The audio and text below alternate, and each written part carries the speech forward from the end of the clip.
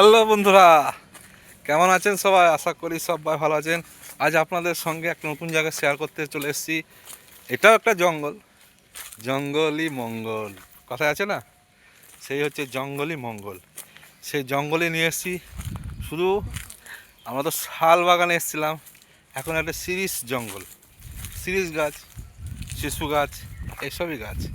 আমাদের জঙ্গলের মধ্যে ভিডিও হোক, রিলস হোক বানাতে খুব ভালো লাগে। সবুজ সবুজে ঘেরা লাল মাটির জায়গা, এই হচ্ছে আমাদের ফেভারিট জায়গা। বুঝতে পারছেন? সবাই ভালো আছেন তো?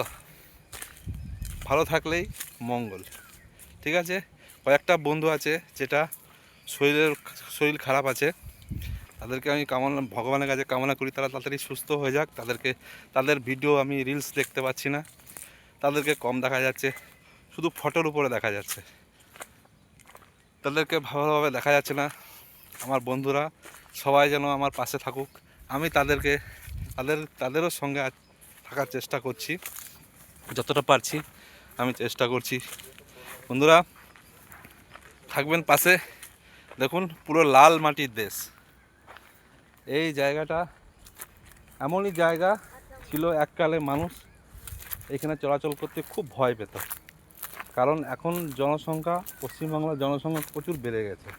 সেই যেখানে কম একটা ছিল সেখানে দুটো, ঠিক আছে, এইভাবে দুটো থেকে তিনটে, তিনটে থেকে তিনটে, হাজার, একশো, একশো থেকে হাজার হাজার হাজার হাজার করে লাখ কোটি পৌঁছে গেছে। এই জন্য মানুষের জায়গার এখন জঙ্গল এখন কমে যেয়ে এখন বাসস্থান হয়ে গেছে। দেখুন কত সুন্দর মরাম এরিয়া।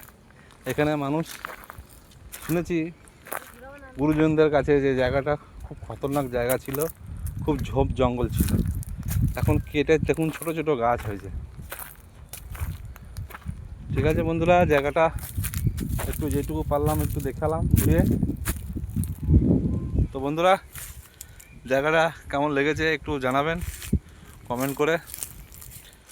আশা করি ভালোই লাগবে, কারণ সবুজে ঘেরা জায়গা সবারই ভালো লাগে।